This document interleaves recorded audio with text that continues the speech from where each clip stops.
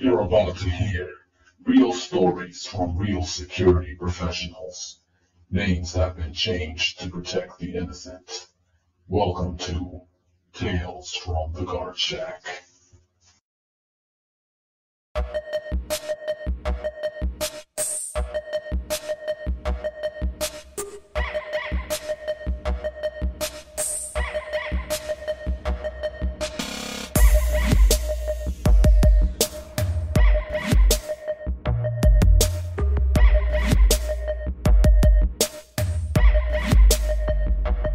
You're listening to Tales from the Guard Shack.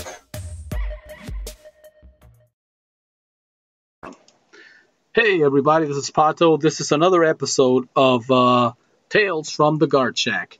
And today with me I have my young apprentice. Yes. The young blood, with one of our young co-hosts that will be in and out here with us, Dayguard.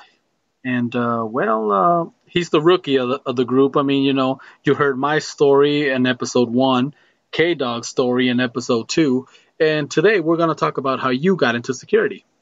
It's not much really, like I said. I mean, started after high school, I didn't know what job I wanted. Me personally, for my first job, I didn't want it to be the typical, how most people around my age, fast food, stuff like that. I wanted to be different, so I figured I'd get into the security force or security field, Security field. Alrighty. So what? All right. So you've been doing this for about 2 years now. About 2 years. Yeah. So definitely you're the rookie of the group because, I mean, I got about 26 years doing this. K-Dog is been doing it for close to 20, which, I mean, Nice. we're the old guys. Dayguard's the young blood here. Yeah. He's 21. the youngster, 20. Well, geez, don't rub that in, you fool. 21 years young. So anyway, it's pretty awesome. I mean, yeah, it's an interesting field, isn't it? It is. I mean, you get to see a lot of crazy things. You get to see the way people act and. Oh yeah, I agree. Well, Because I your remember first. when I was Let me ask you real quick. What kind of without mentioning names, places, obviously. yeah. What we try to, like I said, obviously we're not just going to be telling our stories here. Eventually, we're going to be talking to other security guards, and having them share their story too. But obviously, we got to protect our jobs, so we don't name sites or companies. Yeah, I know they might be listening. Well, no, it's just that we just don't. It's for cover our asses. That's the main rule in security. CYA. I know. Cover your ass. So, your first gig. What was your first? The first time you put on the uniform and went to work. What did you do? The first time I put on the uniform, I was assigned to a grocery store. It was basically the afternoon until closing. Oh, A lot of standing. It was boring. I tried to stay up. it's funny because you're young right now, so you're like, it's boring. As you get older, you learn to appreciate nice and boring. I do. But, I've learned that. I'm still learning it, but But yeah, basically I was just there. I had to deal with a kid who was sitting on the sideline, and they told us make sure no one sits on the sideline. And he just gave me the typical why, obvious, the question that made him like, why? Why is that? That's just stupid. You know what I'm saying? I mean, you should know. You get people like that. Well, yeah, people are always, they don't understand that. I'm not telling you not to sit here because I'm telling you. It's because the place where we're at, they're asking that from me. I request it, yeah. Yeah, I'm not taking it upon myself to be a jackass to you. I mean, and I get it. Grocery store, you probably, sometimes those places get a lot of homeless populations. Yeah. And they're just hanging out there. And I mean, you got to understand, they don't have a place to be. So it's like they go, they purchase something and they hang around there. So, but yeah, so that was your first shift. Yeah, my first shift in the field.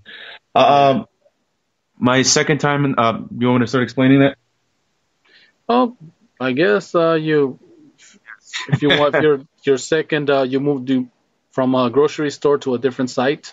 Yeah, which is now the permanent site I'm at, is at an auto auction, which is different from the typical security job we normally do.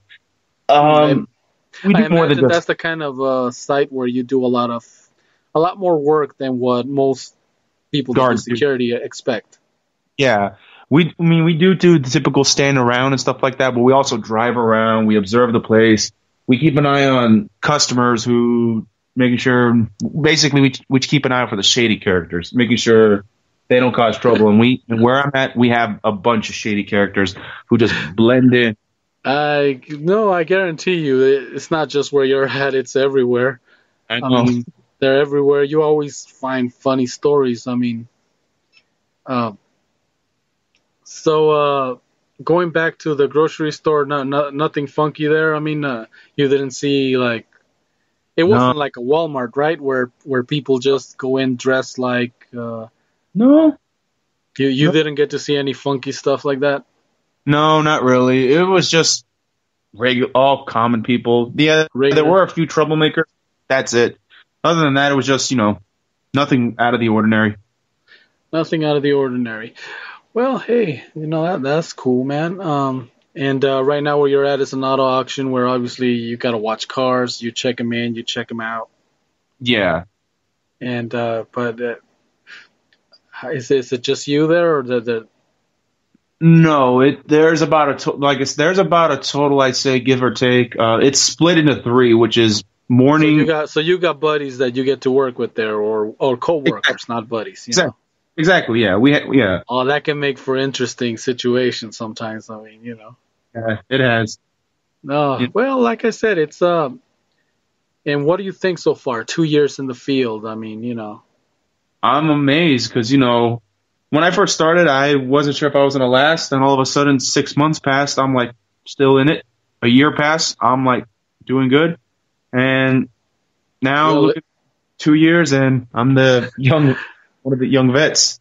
yeah, it's funny how time passes by. If you're ever bored and well, obviously, go check out my story. I mean, the episode 1, you'll see. I said to myself I was only going to do this for a couple of weeks. Then I was going to go find a real job. 26 years later, I'm still in this.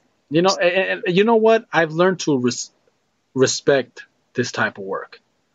Hmm. And I usually say this at the beginning of the show. Welcome, thank you for tuning in. Yeah. Yeah. And if you're looking for a show where we're gonna bash and put security guards down, I usually use other type of language. I don't know why I'm watching my language right now. And it's funny because I just finished recording an episode of Cursory Overload with K-Dog. Hmm. And he was busy, so he couldn't join us. Eventually, we'll get it so the three of us are talking, and we'll be talking to different security guards. Yeah. Hey, maybe we can even one of these days we can have people that you work with there, share some of their stories. Because as a security guard, you get to witness a lot of funky Yeah. stuff that normally you wouldn't. I mean, Oh, yeah. I mean, sometimes, like in the situation where you're in right there, you say shady characters. I mean, that's just people trying to get away with stuff, right? Trying to get in Basically, and out.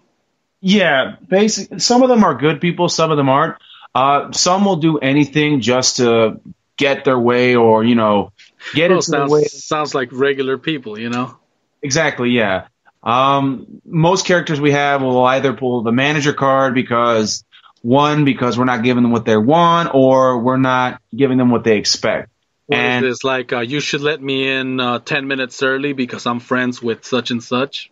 exactly, yeah, such and so, or I know the manager, I'll have your job, blah, blah, blah, blah. I know this person, they'll vouch I for see. me. Or I've been coming here for God knows how long. Since before you were born, you young whippersnapper. Exactly, and me and a couple other coworkers will like, okay, so I've been here 3 going on 5 years now. Rules don't change. Well, regardless, yeah, this, and that's a lot of things that sometimes, I notice sometimes people get friendly with you because they want you to bend the rules for them. Yeah, And what they don't understand, and hey, we're there to enforce the rules. That hey, our yeah, job depends on that, and we got bills to pay just like everyone else. I mean, Exactly. It's also the little things too that matters. Because believe it or not, where I work at, little things matter too, such as parking. One of the jobs I do is making sure people park in the right spot. And if someone tries to take it and the customer tries to say, "I'll be here in a little bit," and the manager sees that, I'm basically hanging myself. Oh gosh. Exactly. I see what you mean. No, and it's you're gonna find out. I mean, because you're young. I mean, and not that I'm that old or anything, but yes, I've obviously I got some experience. You're gonna find out that a lot of things in life, it, are small things, little things that add up and make the big things in life. I'm learning that. I'm learning that Yeah. as I go through this. Okay, so let's see. You haven't had any funky stories or anything that you Well, I like you got a haven't couple. encountered any like hanky panky at work or where you're like walking by a car and all of a sudden it starts rocking, the antenna start rocking.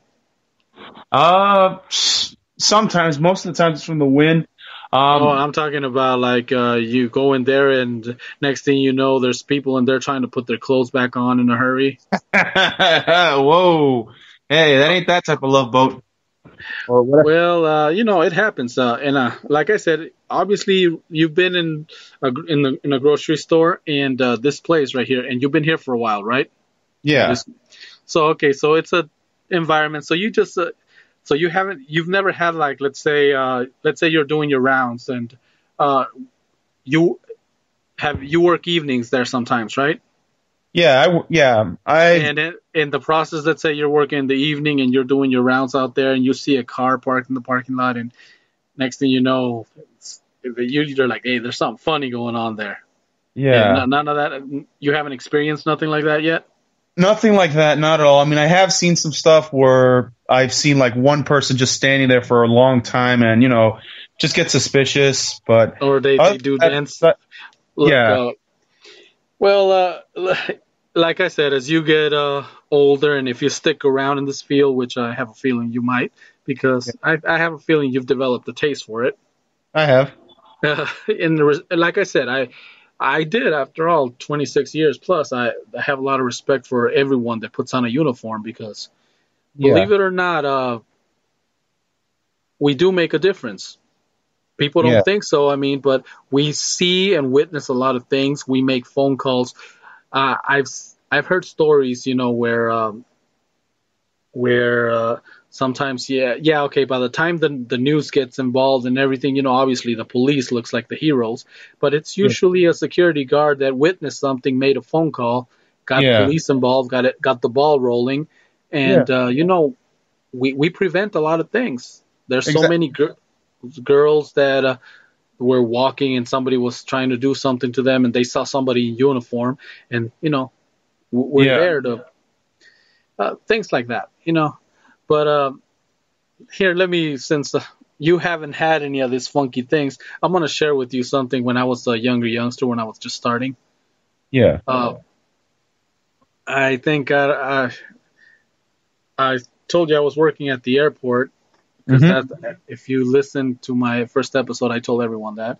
And I started at the airport watching rent-a-cars, which is similar, checking in vehicles or whatever. But that's not the thing. I used to work with a bunch of I like to say this, and I say this with the utmost respect, Mm-hmm. cartoon characters. Everyone that worked with me, it's like we were all from a freaking cartoon because we were all funky Yeah. individuals. But I had this older man from his Middle Eastern, obviously, I think it was from Syria, Mm-hmm. and him and I guess the guy this was supposed to be a son-in-law. He was going to marry his daughter eventually or something. I don't remember exactly how the deal was, but they were supposed to be related one time. Yeah. I I went to get fuel for the van because I was one of the relief supervisors, Mm-hmm.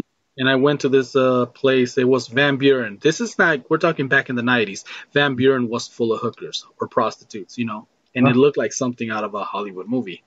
Mm. And as I'm pulling gas there, I see them pull in there in their personal vehicle. They were getting ready to, Yeah. go on, go.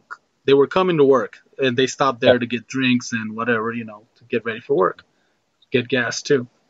Yeah. And I'm